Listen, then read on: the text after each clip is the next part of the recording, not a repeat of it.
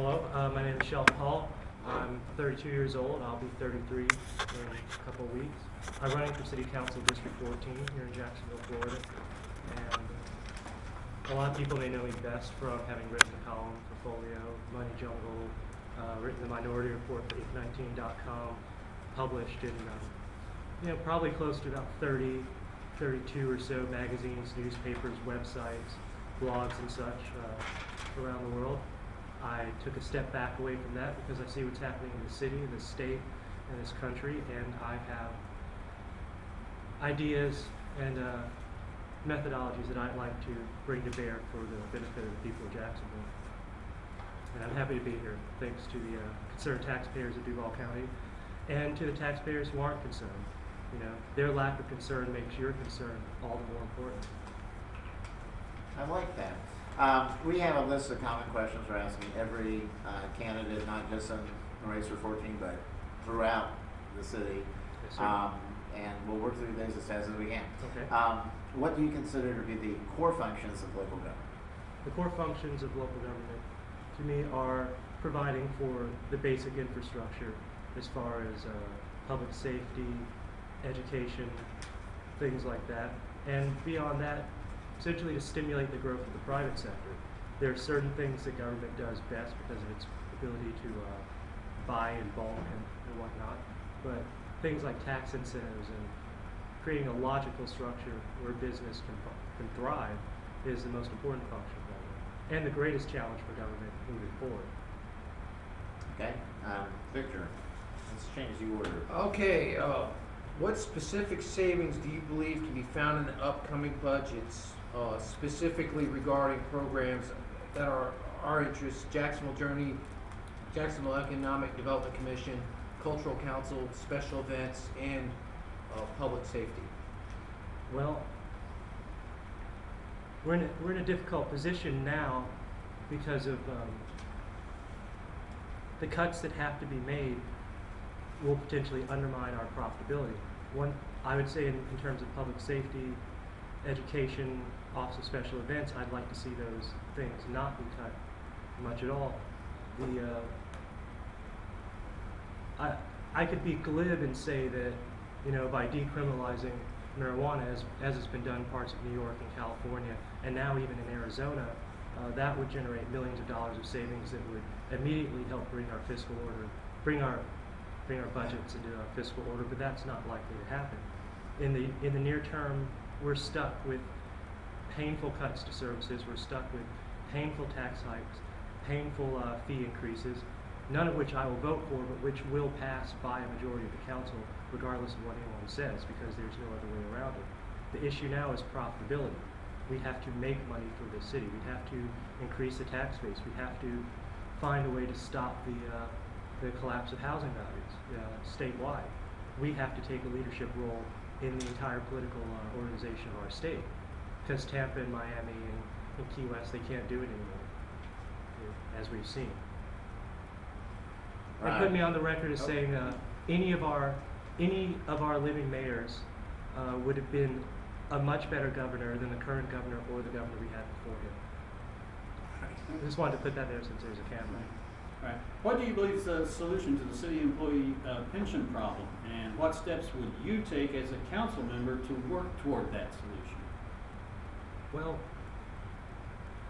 on that account, it's really something that has to be done, a deal that has to be done directly between the mayor and the unions for the relevant workers. I would be unlikely to support any budget that included revisions to the pension plan that all sides didn't agree on, simply because a deal was made. But we have to honor the terms of the agreement. Now again, I'm 32. I come from a generation, we don't expect pensions, we don't expect Social Security, we believe in savings. What we're facing now is a need to, over the course of the next generation, change the way people think about how they handle their finances. The use of debt and credit and taxation as instruments of control to stifle individual liberty, to reduce the growth of small business. I can give you a million examples right here in Jacksonville, and it's cost us millions of dollars. I come from an arts and music scene that has had its income over the course of the past decade stifled. They haven't made 10% of what they could have made simply because of lack of leadership by government. And the government's been far more progressive than I expected it to be, but it's still, there's still a long way to go. As Don? far, Nope. I don't mean to cut you off. oh, it's okay. Right. Don? Yes. Are there any fees that have been put in place by the current government that you would attempt to reduce or remove? And how would you cover any revenue shortfalls that may result or would result? I would eliminate all campaign finance rules. I would take the entire batch of it and put it into the shredder. It creates a system in which our political process is funded by money laundering and, you know, big corporations, increasingly foreign-owned corporations, have a disproportionate amount of influence in our political system from top to bottom. The fees, you know, the wastewater fees, the garbage fees, none of those fees should be there. You know, we shouldn't have a garbage fee. We should have a giant mandatory recycling program that's generating millions of dollars of revenue by doing recycling business for cities all around the Southeast. But because we have not adopted that mentality yet, we're stuck with fees.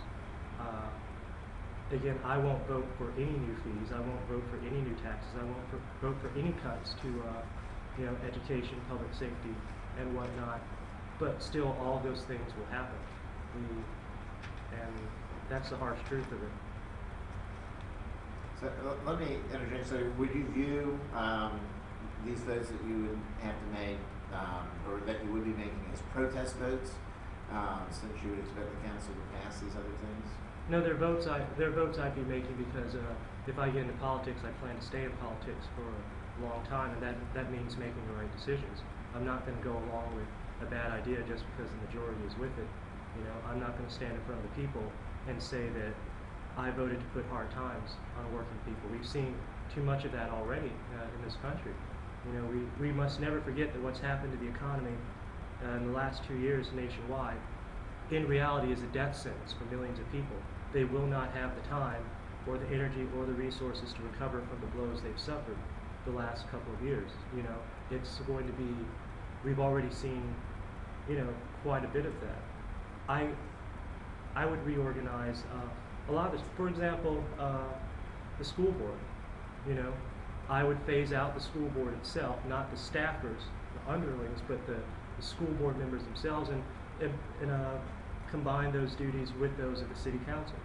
You know, having those two as separate things, having an appointed superintendent instead of an elected superintendent, that undermines our profitability. Most of the money we put into education is wasted. A lot of the money that we put into public safety is wasted. A lot of the money that we put into infrastructure is wasted. Everything comes in late. Everything comes in over budget. You know, even though it's funded by sweetheart deals.